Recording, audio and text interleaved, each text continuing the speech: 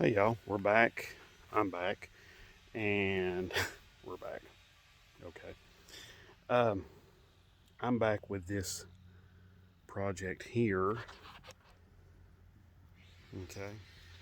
And what I'm going to do is I'm going to flip the camera around here, let you see a little bit more. But I've came up with a solution to the carburetor adapter issue. Okay. Okay. Um, Here's how bad this previous carburetor adapter was.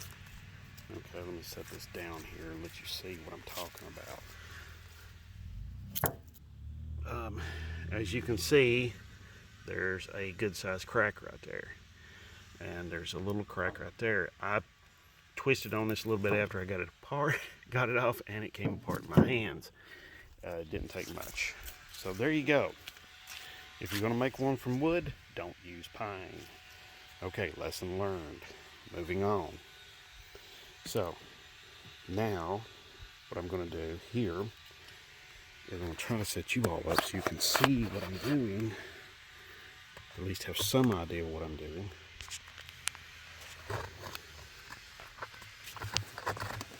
See what I'm doing here just a little bit. I know that's not perfect, and I do apologize, but what I'm doing here is I've done drilled holes here in my intake manifold. This is the throttle body intake manifold that came with this engine, so this is not some kind of new thing here. Now, what I done was I drilled holes for the small Carter 2 barrel. Oh, here's the gasket. Got the gasket right here. I marked holes and I drilled them, and now I've tapped them. I'm just going to go back into this hole here and tap it just a little bit more, get a little further down in the hole, and then we should be okay with that. Anytime you're doing any sort of tapping, cutting new threads into a piece of material, or even like chasing the threads on an old bolt, or chasing the threads into, which is like cleaning out the threads basically, you want to use some sort of oil. Now myself, I just used oil in my squirt can there, and I use like regular engine oil. There is like some specialized thread cutting oil, machinist oil, and those sort of things. You can even use stuff like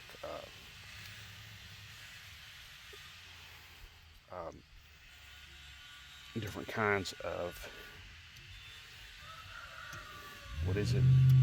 You can use all different kinds of penetrating oil.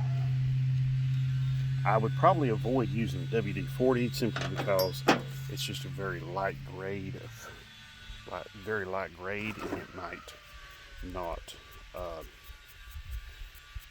might not lubricate your tap, which is what you want to do. You want to lubricate the tap. Okay, so uh, so, but cutting threads into something like that is aluminum. What I did was I went so far down the first time with my tap, then I went back again with my tap. Okay, that's what you want to do. You don't want to go in there all the way down one time with your tap. At least I don't like to. I just feel like I'm probably going to strip something, break something, or something like that. If you break a tap, you have really, really, really screwed up. Okay? You've really screwed up. Okay. I don't have my air hose out here, but I do have some compressed canned air. Okay, so we're just going to squirt that.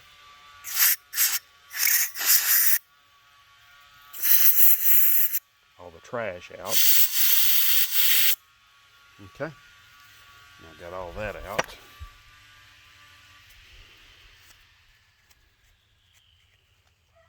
Okay.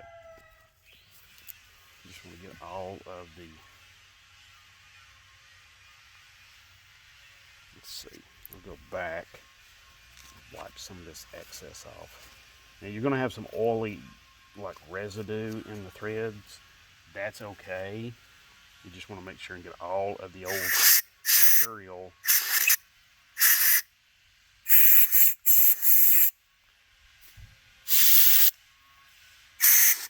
out. Now, let me give you a little, let me back up here and give you a little thinking on what I was doing. Okay, this, I was going to use this, okay?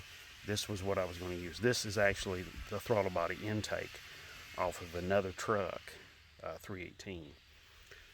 But it bolts right on here, threads, goes right on.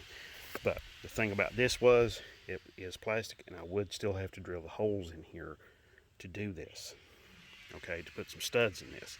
But also, I would have to drill some holes in this, probably countersink some holes in this. Yeah, see, countersink a hole like right there and there and there. And I would have to countersink the holes in order to get this to bolt down flush on the intake. So I thought, and then I thought, well, I'm gonna have to get some screws that will go down in there and be countersunk down in there. So I thought, well, I've got to do something different. So I came up with the idea. I thought, I laid the intake, laid this gasket down on there, and I thought, why not just like take my intake manifold and drill it and tap it for one of these right here. There's enough material, just barely enough material, okay? Now, I know I got really, really super close right there, and, there's not a lot of material there, but you know what? It's going to work.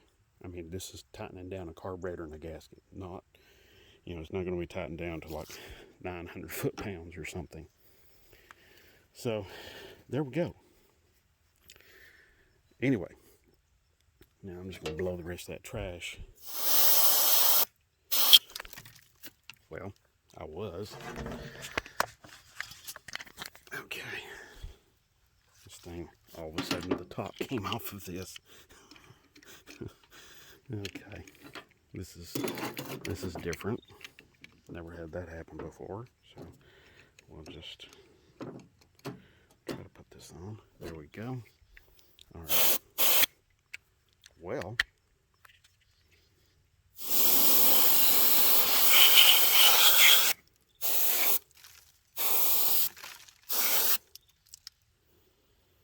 okay. All right. Now see why that was so cheap. The top keeps coming off. Okay. Now the other night,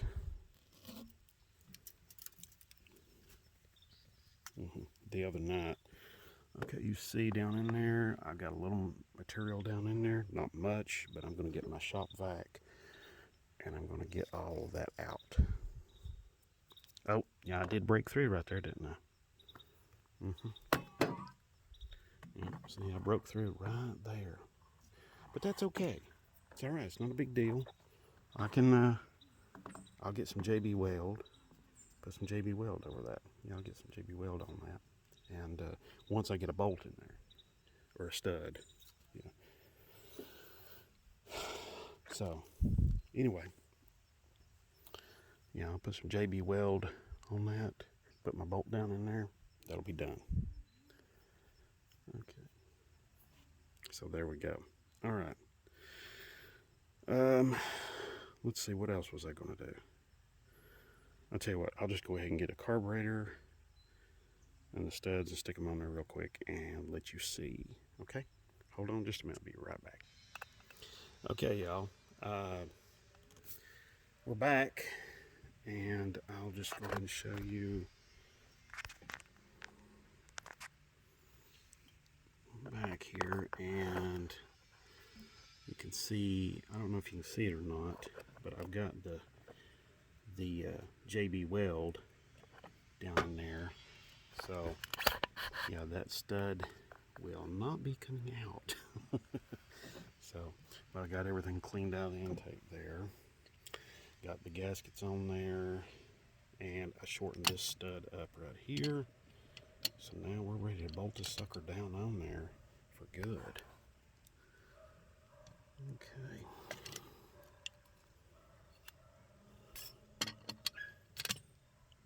Alright, so there's a little rocking on that carburetor base, but I'm going to use some washers, some flat washers here.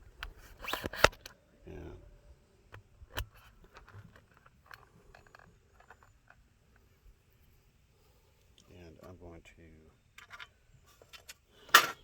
bolt that sucker down and be done with it.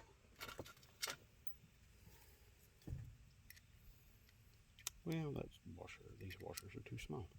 Some of them are too small.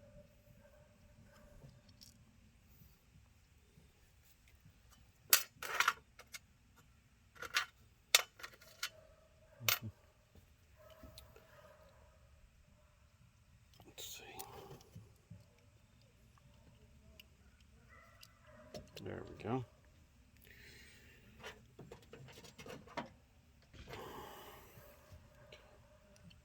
This one stud right here is a different thread than the rest of them, so.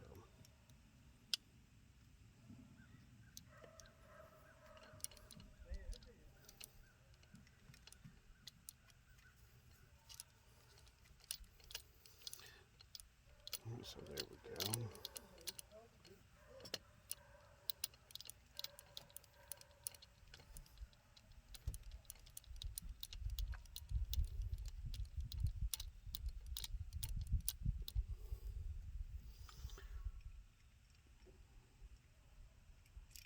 Now this carburetor, this is just a Carter BBD. This was found on a lots and lots of 318s. Also found on a whole lot of, that was also found on quite a few slant sixes as well, so something to keep in mind.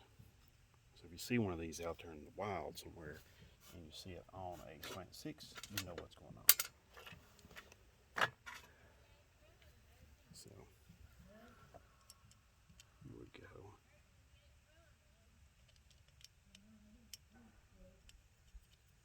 So we'll just run this down here.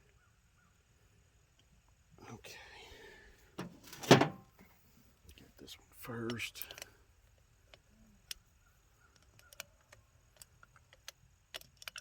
Tighten it down real quick.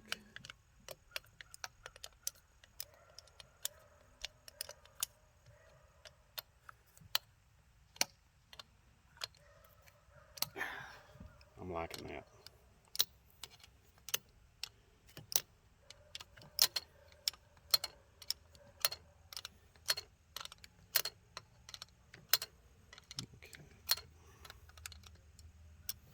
Now, a couple of words about these carburetors also. They are not super high performance carburetors by no stretch of the imagination. Not even for like a slant six or this little 239 V6.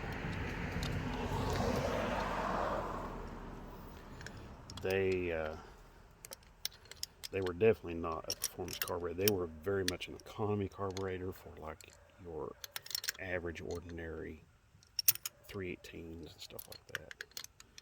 I think they have like maybe 175, maybe 230 something CFMs. Not a lot. So I mean, even like a basic, your basic standard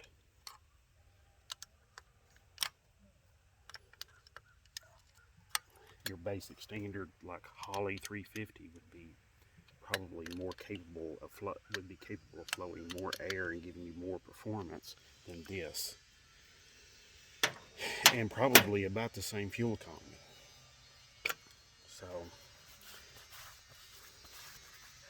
So those aren't fantastic carburetors, but you know, for what they are, for something like this, going in a little tractor, this is going to be perfect. So yeah, it's going to be ideal. So I guess next I'm going to be, not today though, I'm going to hook up a fuel line to a fuel tank to a remote fuel tank. And I'm going to clean up these exhaust manifold mounting places here on both sides and clean up the exhaust manifolds. And when get all of that cleaned up.